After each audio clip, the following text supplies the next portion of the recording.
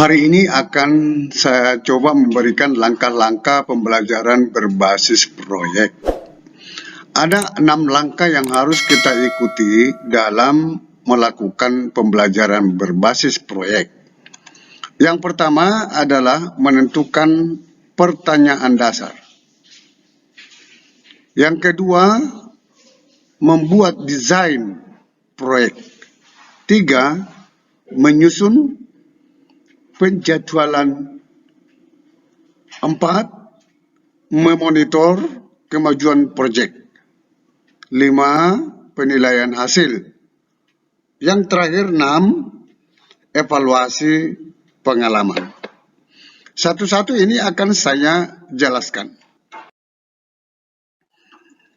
Yang pertama, menentukan pertanyaan dasar. Model pembelajaran berbasis proyek selalu dimulai dengan menemukan apa sebenarnya menjadi pertanyaan mendasar, yang selanjutnya akan dijadikan dasar atau awal mula untuk memberikan tugas proyek bagi siswa dalam melakukan kegiatan. Jadi kita harus mengajukan pertanyaan. Anak-anak harus diajak mengajukan pertanyaan mendasar yang terkait dengan pembelajaran berbasis proyek. Tentu saja topik yang dipakai harus pula berhubungan dengan dunia nyata, serta mengikuti 7 tema topik saran Kemdikbud. 7 tema topik saran Kemdikbud itu adalah bangunlah jiwa dan raganya. Itu nomor 1. Nomor 2, berrekayasa dan berteknologi untuk membangun NKRI. Nomor 3, Bhinneka Tunggal Ika. 4, gaya hidup berkelanjutan. 5, kearifan lokal. 6, kewirausahaan. 7, suara demokrasi. Itu yang harus kita buat tema topiknya, tetapi bisa kita kembangkan di dalam koridor 7 tema topik itu menjadi lebih spesifik lagi. Langkah kedua, membuat desain proyek. Penentuan topik yang akan dipakai harus memiliki hubungan dengan realita yang ada dan dibutuhkan. Artinya harus sesuai dengan fakta-fakta di lapangan dan yang dibutuhkan dalam pembentukan profil pelajar Pancasila. Selanjutnya, dengan dibantu guru, kelompok-kelompok siswa akan merancang dan merencanakan aktivitas yang akan dilakukan pada proyek atau kegiatan mereka masing-masing. Semakin besar keterlibatan dan ide-ide siswa dalam kelompok siswa itu yang digunakan dalam proyek itu, akan semakin besar pula rasa memiliki mereka terhadap proyek tersebut. Artinya di sini guru harus memantik ataupun merangsang anak-anak, siswa-siswa agar lebih banyak berpartisipasi, lebih banyak aktif di dalam membuat desain proyek ini. Sesederhana apapun ide-ide daripada mereka, guru harus menampung itu dan mengarahkan supaya sesuai dengan tujuan-tujuan yang kita inginkan, membentuk profil pelajar Pancasila. Itu yang harus dipegang kuat-kuat oleh seorang guru. Langkah yang ketiga, menyusun penjadwalan.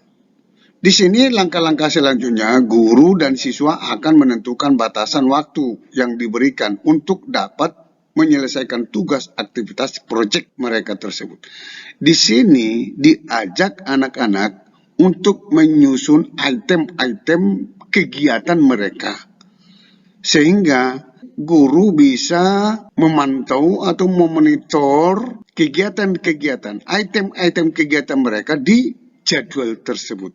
Makanya guru dan siswa harus sama-sama menyusun. Tetapi yang paling berperan di sini adalah siswa. untuk menyusun penjadwalan ini. Tetapi guru harus melihat apakah rasional jadwal-jadwal mereka itu atau tidak. Itu yang perlu diluruskan oleh guru atau dibenarkan ataupun diperbaiki oleh guru. Langkah 4, memonitor kemajuan proyek. Guru berperan menjadi fasilitator dan bertugas untuk memonitor perkembangan aktivitas siswa. Jadi setiap perkembangan item-item desain yang sudah disusun mereka, guru harus memonitor, bahkan mengamati dari dekat aktivitas kegiatan siswa itu di dalam jadwal yang sudah disusun tadi nomor 3 itu.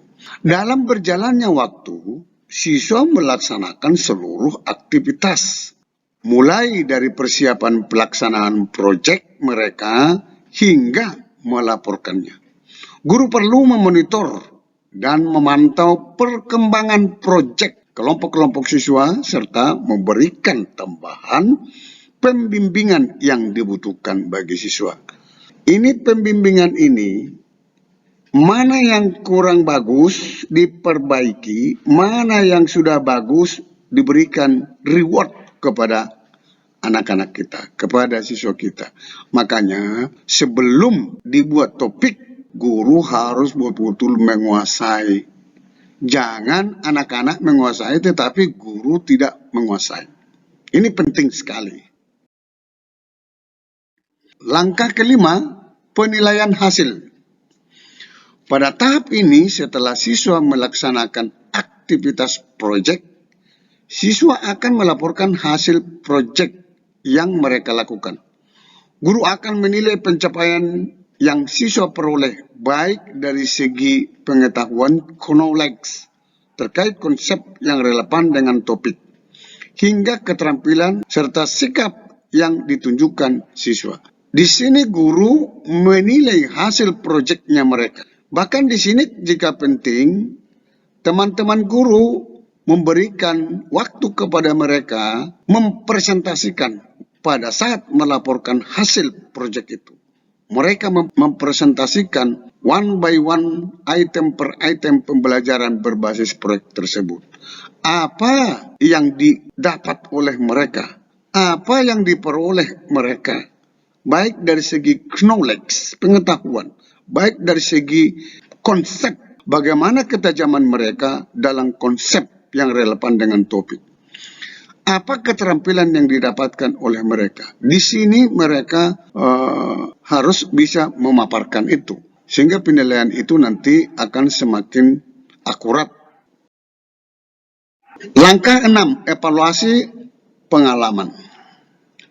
Tahap paling akhir, guru kemudian memberikan kesempatan kepada siswa untuk merefleksi semua kegiatan aktivitas dalam pembelajaran berbasis proyek yang telah mereka lakukan agar di lain kesempatan pembelajaran dan aktivitas penyelesaian proyek menjadi lebih baik lagi.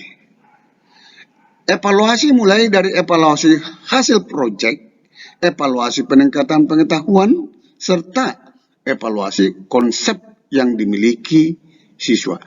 Evaluasi pengalaman ini penting bagi anak-anak mengungkapkan hal-hal apa yang ditemukan, mengungkapkan, merefleksi diri, merefleksi kegiatan-kegiatan aktivitas mereka.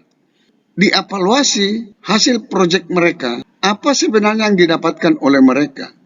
Bagaimana mereka ini nanti meningkatkan pengetahuan untuk proyek-proyek yang berikutnya. Ini sangat penting sekali. Sampai ketemu pada video berikutnya di channel ini. Jangan lupa dukung terus channel ini dengan cara klik subscribe, like, dan loncengnya. Semoga bermanfaat. Wassalamualaikum warahmatullahi wabarakatuh.